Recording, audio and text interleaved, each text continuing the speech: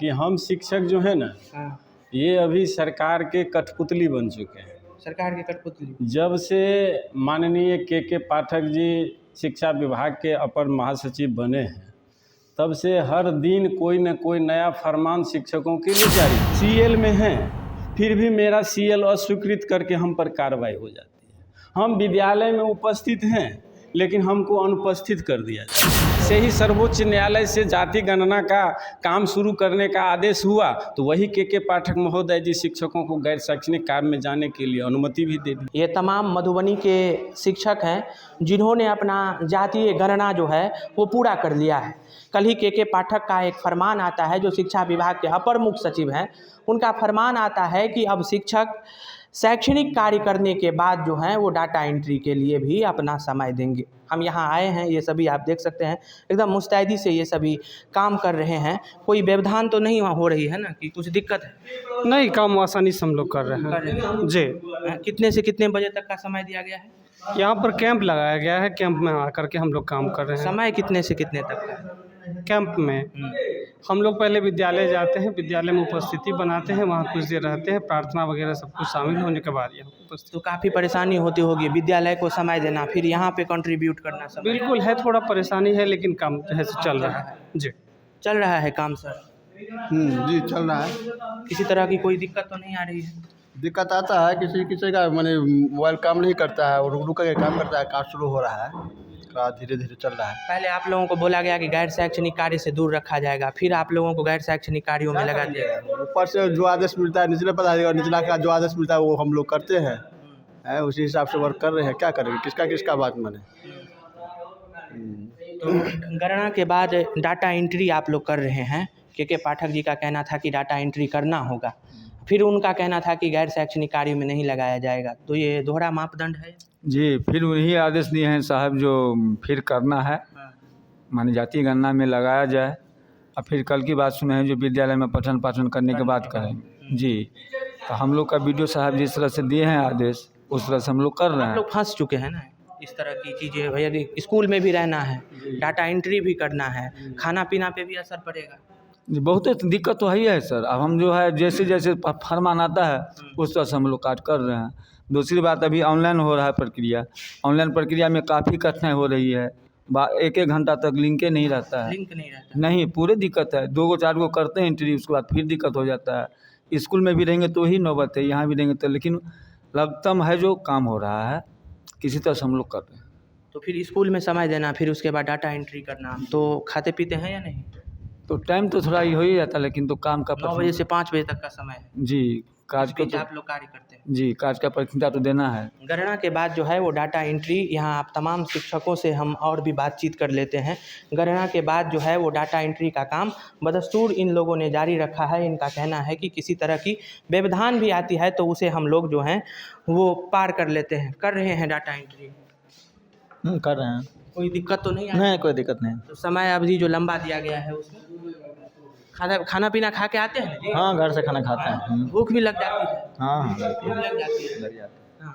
और ये तमाम जो शिक्षक हैं वो डाटा एंट्री कर रहे हैं। क्या कोई दिक्कत तो नहीं आ रही है ना सर? कि दिक्कत आती है? नहीं, फर्स्ट लॉगिंग में आती है।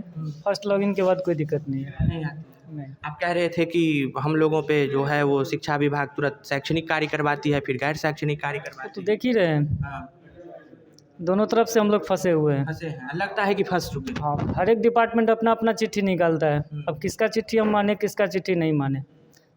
ब्लॉक अभी हमको अपने डिप्टेशन में रखे हुआ है। के पाठक साहब कहते हैं कि स्कूल में आप कीजिए, तो हम स्कूल में करें कि यहाँ डाटा एंट्री करें? काफ़ी मुश्किल बात है ना ये। तो हो ही रहा है। स्कूल में भी करना है और फिर जाकर के डाटा एंट्री। आज नोटिस आया हुआ 3 बजे तक हर हाल में कंप्लीट करके देना है। 3 बजे तक? आज 3 बजे तक हर हाल में कंप्लीट करके देना गणना आपने पूरा कर लिया? है। गणना पूरा कर लिए, डाटा एंट्री कर रहे हैं। तो एक एक चीज़ चढ़ाते हैं? ये जितना कॉलम है 18 कॉलम का चढ़ाना पड़ता है, हर एक मेंबर का। अच्छा, एक एक चीज़ चढ़ाना पड़ता है? टोटल एंट्री करना पड़ता है। एक फॉर्म एंट्री नाश्ता मिलता है या फिर भूख लग जाती है? वो सब मिलता है। मिलता है। काफ़ी लंबा समय दिया गया। फिर स्कूल तो छोड़ के आते होंगे? तो क्या करेंगे? स्कूल बच्चे तो शिक्षक विहीन होते होंगे? नहीं, डिप्टेशन किया हुआ है स्कूल में। स्कूल शिक्षक विहीन नहीं हुआ।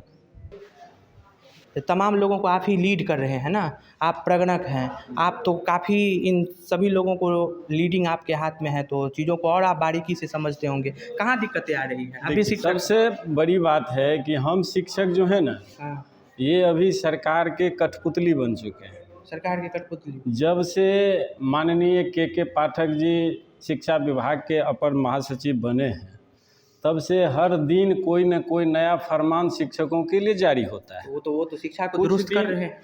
और शिक्षा दुरुस्त कितना हो रहा है वो तो के पाठक ही समझ रहे हैं। जबकि स्थिति ये है कि जब शिक्षक ही उहापोह की स्थिति में रहेंगे तो कैसा शैक्षणिक माहौल बना पाएंगे विद्यालय में, ये वो तो नहीं सोच रहे हैं।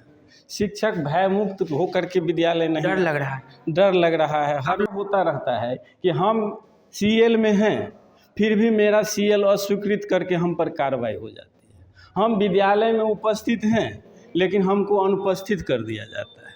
तो इस तरह का जो भयावह स्थिति बनाया गया, यह तो डर का माहौल बनेगा ही। जब शिक्षक डर के माहौल में रहेगा तो गुणवत्तापूर्ण शिक्षा हासिल करना ये तो कतई नहीं हो पाएगा। तो डाटा सबसे बड़ी पहले बात- गणना, फिर डाटा एंट्री। सबसे बड़ी बात है कि माननीय के पाठक जी के द्वारा आदेश दिया गया कि शिक्षकों को गैर शैक्षणिक कार्य में नहीं लगाया जाएगा। हम लोगों ने विद्यालय में जाकर के शैक्षणिक कार्यक्रम को निष्पादन करना शुरू किए। पहले भी करते थे, ऐसी बात नहीं थी कि के पाठक के आने के बाद शिक्षक विद्यालय पहुँचे।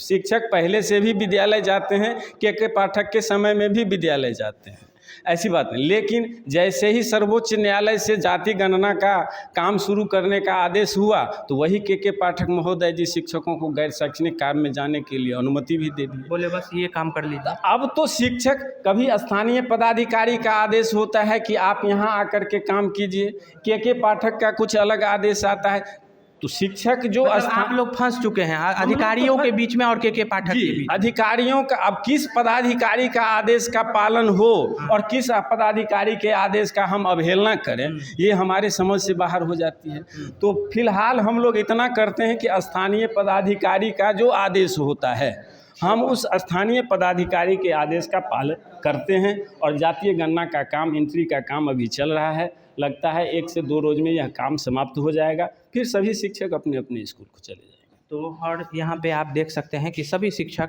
यहाँ मौजूद हैं, डाटा एंट्री का काम चल रहा है। ये तमाम शिक्षक जो हैं वो प्रगणक से हम अभी बातचीत किए हैं। क्या जी चल रहा है डाटा एंट्री का काम? चल रहा है, कोई दिक्कत तो नहीं आती? दिक्कत नहीं आती है, हाँ, सबमिट कर देते हैं हम और फिर वापस फॉर्म चले आते हैं उड़ के। अच्छा, टेक्निकल इशू है। हम्म, तो तमाम शिक्षकों का कहना है कि ये टेक्निकल इशू है। पहली बार जब लॉगिन करते हैं उसमें दिक्कत आ जाती है। लेकिन शिक्षकों का ये भी कहना है, जो प्रगणक हैं उनका भी ये भी कहना है कि हम लोग फंस चुके हैं। हम लोग किसका बात माने, अधिकारी की बात माने या फिर के पाठक की बात माने? तो के पाठक के निर्देश से जो है वो तमाम ये शिक्षक जो हैं वो यहाँ मौजूद हैं, डाटा एंट्री कर रहे हैं, गणना कर चुके हैं। और डाटा एंट्री में क्या व्यवधान आती थी, तमाम चीज़ों को लेकर के प्रगणक के साथ यहाँ जितने भी शिक्षक बतौर डाटा एंट्री कर रहे हैं सभी लोगों ने अपनी अपनी बातों को स्पष्ट ढंग से रखा है।